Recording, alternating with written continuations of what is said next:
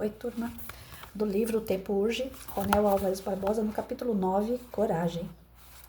Senhor, não te pedimos a injeção de provas necessárias, mas apelamos para a sua misericórdia, a fim de que as nossas forças consigam superá-las. Emmanuel, Coragem, capítulo 37. A tarefa incumbida a todos os trabalhadores do Cristo, ao primeiro olhar, parece desafiadora, mas com bom ânimo e coragem, o cooperador jamais desanima, pois tem a certeza que mesmo nos momentos mais acirrados de provas, Deus, em sua misericórdia, supre-o com forças para que possa superar aquele momento desafiador. Seja qual for o tamanho do seu desafio, tenha sempre fé, coragem e esperança de que não existe um desafio qualquer que não o impulsione, que não o provoque e o remeta a sair mais forte daquela situação, mais preparado para um novo estágio. Por diversas vezes, Jesus incentivou seus apóstolos a prosseguirem na marcha, mesmo que a estrada não fosse muitas vezes favorável. Muitos são os obstáculos, os calhaus desafiadores, mas se guardarmos conosco a virtude da coragem, não há nada que nos desvie do rumo daquilo que almejamos alcançar. Não nos esqueçamos que para toda realização sempre teremos de dar o primeiro passo e seguir em frente. Assim é com um aprimoramento no campo material, no campo espiritual, ou seja, sem tomar a coragem necessária, provavelmente não terminaremos nada do que nos propomos a fazer. Se ambicionamos verdadeiramente algo, peçamos a Deus forças e perseveremos sem pestanejar. O mundo nos trará provas desafiadoras, tentando de uma forma ou de outra nos desviar do propósito. Essa é a hora de o trabalhador arregaçar as mangas e perseverar, com disciplina, resignação e bom ânimo, para seguir trilhando o bom caminho. Nada nos é entregue pronto. É necessário passar ainda por diversas provas para que mais à frente possamos também dar o verdadeiro testemunho de fé e superação. Se nos reportarmos ao livro O Evangelho segundo o Espiritismo, capítulo 24, A Coragem da Fé, ele nos ensina que coragem é ter a capacidade de agir, apesar do medo da intimidação. Ter coragem para demonstrar nossa fé diante de todos é algo que nos edificará em nossas encarnações, de maneira que estaremos cada vez mais perto da perfeição espiritual. Sigamos, pois, com coragem e firmeza frente aos problemas que nos desafiam. Como os maiores problemas para o cristão se encontram no campo do espírito, tenhamos coragem para enfrentar, sejam quais forem as dificuldades pelo caminho, sempre com vistas à nossa melhoria e edificação espiritual. Pois é, eu já escutei aquela conversa assim, pessoas que querem o bem da gente, né? Ninguém vai falar isso por mal, mas eu já escutei pessoas falando assim, Patrícia, você faz umas coisas legais, você tenta ajudar pessoas e tal, poxa, não é justo, né? Você tá com poliomielite, tem um problema de comorbidade, né, que te limita a fazer algumas coisas. Eu falei assim, olha, eu falo sempre, né, quando aparece alguém falando essas coisas, eu falo, gente, vocês estão conhecendo a Patrícia agora, né, nessa encarnação. Ah, não, eu te conheço desde criança. Não, mas você está me conhecendo nessa encarnação. Vocês não me conhecem da outra, vocês não lembram o que foi que eu fiz na outra. Ah, mas você não quer curar? Lógico, quem é que não gostaria de ter uma perna para correr, né, um braço forte para levantar um armário, que nem eu já levantei tantos armários dentro de casa para limpar embaixo. Quem não gostaria? Todo mundo. Só que eu tenho que me contentar com o que eu tenho.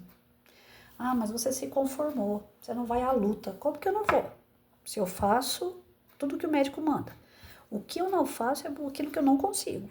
Mas de tanto eu ficar pedindo para Deus e pedindo para quem precisava pedir, eu acho que até o que eu não estava fazendo eu vou voltar a fazer. Depois eu conto para vocês, se der certo. Mas acredito eu que já deu. Então assim, tudo que está no meu alcance, para que eu melhore, para que eu tenha uma condição de vida boa, eu tenho feito. E além de eu ter feito por mim, Deus é tão maravilhoso que o período que eu fiquei sem fazer algumas coisas para mim, eu consegui fazer para outros muito próximos de mim e que precisavam tanto, mas tanto, que eu não senti nem o fato de ter ficado sem fazer as coisas que eu precisava para mim.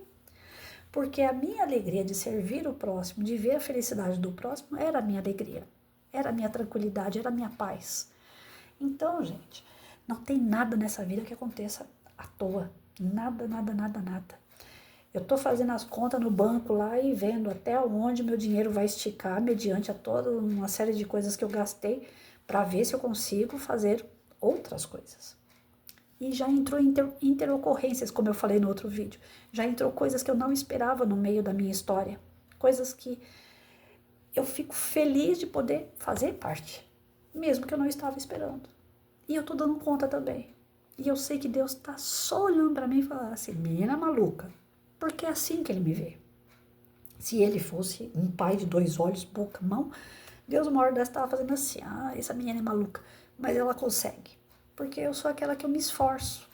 Eu acredito naquilo que eu quero e eu corro atrás daquilo que eu quero. Enquanto eu não alcançar aquilo que eu quero, eu não paro. Eu sou uma sarna. Então eu vou atrás dos meus objetivos. Eu estava fazendo diário hoje, lembrando de quando eu saí da casa dos meus pais. Foi triste pra caramba, deixar meu pai para trás do dói, a minha mãe revoltada, o meu irmão triste. Mas eu precisava sair de casa porque eu amava uma pessoa, o meu marido. E quando eu enfiei na cabeça, depois de 6 anos de namoro escondido, ninguém mais tirou aquilo da minha cabeça. Eu falei, quer saber de uma coisa? Ou a gente casa ou a gente, some um da vida do outro. E eu assumi consequências tristes. Não foi fácil, mas eu fui até que eu casei.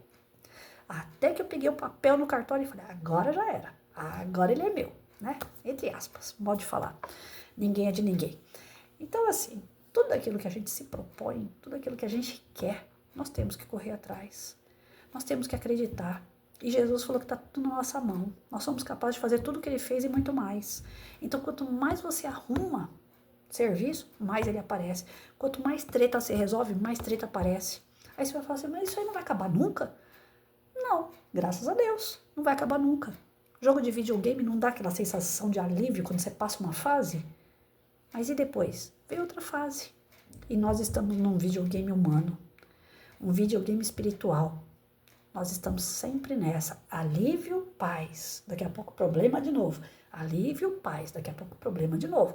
E cada problema que a gente passa, mais sabedoria, mais conhecimento, mais desenvolvimento, mais alegria. E lá no final, nós vamos ter uma paz. E não é aquela paz de eu vou deitar e vou curtir o paraíso. Eu vou ter uma paz porque eu tive a missão cumprida. Porque tudo que veio, eu dei conta. E até aquilo que eu nem imaginava. Porque Deus é tão maravilhoso que Ele me dá força para passar por tudo. Até as interocorrências. Coisas que eu não esperava, mas Ele acredita que eu sou capaz. E a gente é. Tem que botar a mãozinha na massa. Bora trabalhar.